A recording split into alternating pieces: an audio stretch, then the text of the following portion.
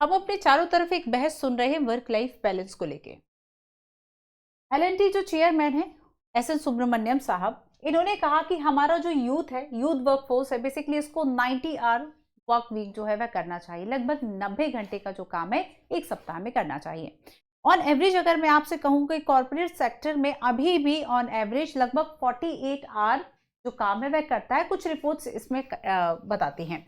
तो basically industry के leader और चेयरपर्सन को ये बात कहना कि मैं संडे भी काम करना चाहूंगा सैटरडे के साथ साथ, और हमारा जो यूथ है इसको नेशन बिल्डिंग के लिए इतना काम करना चाहिए। एक बात बताइए, एक सिचुएशन होती है जैसे कि हम बर्नआउट कहते हैं, जो स्टूडेंट को भी आती है ऐसी सिचुएशन, आका सामना बच्चे आप भी करते होंगे कि अगर आप स्टडी कर रहे हैं तो 8-10 घंटे के बाद ऐसा मन हो जाता है कि किताबें बस फाड़ के फेंक दें। कर नहीं पाते हाँ, लेकिन लगता जरूर है। तो यहाँ पर एक बर्नआउट की ऐसी सिचुएशन का आ जाना कि बेसिकली जब आप ओवरलोडेड हो जाएं, आप ओवर स्ट्रेस्ड हो जाएं, आपको कोई रास्ता नहीं मिलता समटाइम्स, ऐसे में जो आपका थोड़ा सा एक वर्क से दूर चले जाना, एक गैप लेना, एक शॉर्ट हम कह सकते हैं गैप लेना काम से आपकी प्रोडक्टिविटी को इंक्रीज कर सकता है।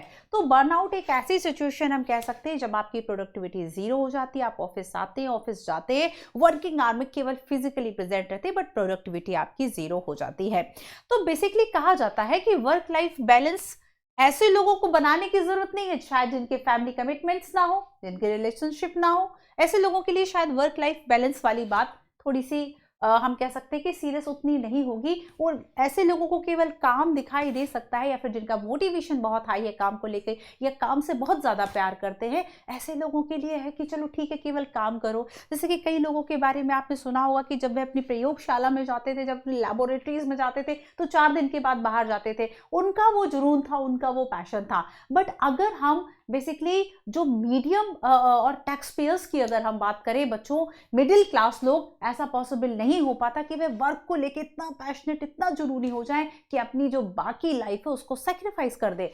अगर आप गूगल पे एक बार सर्च तो जरा कीजिए, आपको इतने सारे एग्जाम्पल्स मिल जाएंगे जो कि एम्प्लॉय की डेथ तक इस बात से, या सुसाइड वो कर लेते केवल इस बात से क्योंकि वह वर्क का जो स्ट्रेस है उसको मैनेज नहीं कर पाए। ठीक है, तो यहां पर आप देखिए कि इतने सारे नंबर ऑफ एग्जाम्पल्स। देखिए ये मैं थाईलैंड का, मैं केवल इंडिया की बात नहीं कर रही हूं, मैं अगर हम ओवरऑल बात करें कि वर्क लाइफ बैलेंस किसी भी पर्सन के लिए कितना जरूरी, किसी भी देश में कितना जरूरी है, कि बेसिकली आपने देखा कि एक फैक्ट्री वर्कर, मैं थाईलैंड की बात कर रही हूं, कि वहां पर वह कोलैप्स कर जाता है। क्यों? क्योंकि उसकी जो सिक लीव रिक्वेस्ट है उसके मैनेजर ने नहीं मानी, इसलिए आफ्टर बेसिकली आपने देखा कि 20 मिनट्स के बाद ही किस तरह से उसकी शिफ्ट वगैरह चेंज होनी थी, क्या मामला था आप देख लीजिएगा।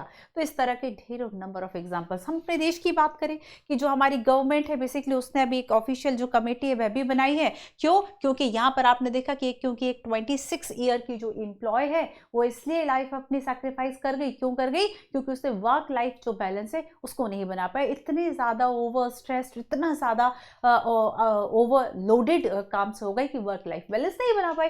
तो यहाँ पर देखो बच्चों कि आपने देखा कि बेसिकली हमें एक इस लेवल पे वर्क लाइफ बैलेंस की हम बात नहीं करना चाहेंगे जहां हमारा मोटिवेशन बहुत हाई है क्योंकि बहुत पैसा आ रहा है, पर ऐसे लोग जिनका मोटिवेशन उतना ज़्यादा नहीं है। और हमारे देश में ये भी तो है ना कि 10 में से 7 लोगों को लगता है कि वो जितना काम कर रहे हैं उनको उतना पैसा नहीं मिलता, मतलब वो अंडरपेड हैं। और अगर वो अंडरपेड है तो उनका मोटिवेशन कहाँ से हाई हो, वो क्यों ज़्यादा काम करना चाहेंगे, आप खुद सोचिए। तब ऐसे में क्या क्या आप ज़्यादा काम करना चाहोगे? आपको लगे कि नहीं, काम तो मैं 1 लाख का कर रहा हूँ, पैसे मुझे 20,000 रुपये मिल रहे हैं, आपका मोटिवेशन लेवल हाई नहीं होगा। और हमारे देश में फिर भी अगर हम देखें तो जो वीकेंड आवर्स हैं वो बहुत ज़्यादा कंपैरेटिव ऐसे कंट्रीज जहाँ पे सिचुएशंस बहुत अच्छी हैं, जहाँ पे वर्किंग कंडीशंस बहुत अच्छी है। इंडिया में हम वर्किंग कंडीशंस की बात करें, 50% ऐसे कॉर्पोरेट होंगे, 50% ऐसे कंपनीज होंगे जो कि अपने जो इंप्लॉयज हैं उनके वेलबींग के लिए कोई हेल्थ एंड बाकी सारी चीजें करते हैं। अदरवाइज किसी को नहीं पड़ी कि आपका वर्क लाइफ बैलेंस हो पा रहा है या फिर नहीं हो पा रहा है। ठीक है, आप जितना मैनेज कर लो वही है, बाकी तो सारा काम है। तो यहां पर देखिए कि बेसिकली अब देखिए कि केवल 70% के आसपास ऐसी कंपनीज होंगी जो कि हाइब्रिड या फ्लेक्सिबल मॉडल, फिर भी 30% कंपनीज बच जाती जो बहुत रफ एंड टफ तरीके से चलती हैं। तो यहाँ पर देखो कि ऐसे लोगों के लिए, हाँ मैं बात कर रही थी कि जस्टिफाई उन लोगों के लिए स्पेशली नहीं है जो एक तरह से मिडिल क्लास लोग हैं और हमारे देश में इतना ज़्यादा हाई टैक्सेशन है। एफडी कर लो, इन्वेस्टमेंट कर लो, किसी भी तरह की कोई परचेजिंग कर लो, जीएसटी टीडीएस, कहाँ रहे, अगर आपको 2-3 लाख सैलरी भी मिलती है फिर भी आपका एक लंबा जो अमाउंट है, एक बड़ा जो अमाउंट है आपका टैक्स में चला जाता है।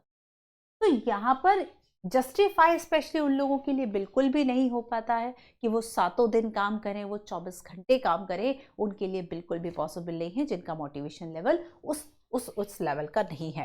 आइए मैं यहाँ पर आपको कुछ तरीके बताती हूँ कि कैसे वर्क लाइफ बैलेंस।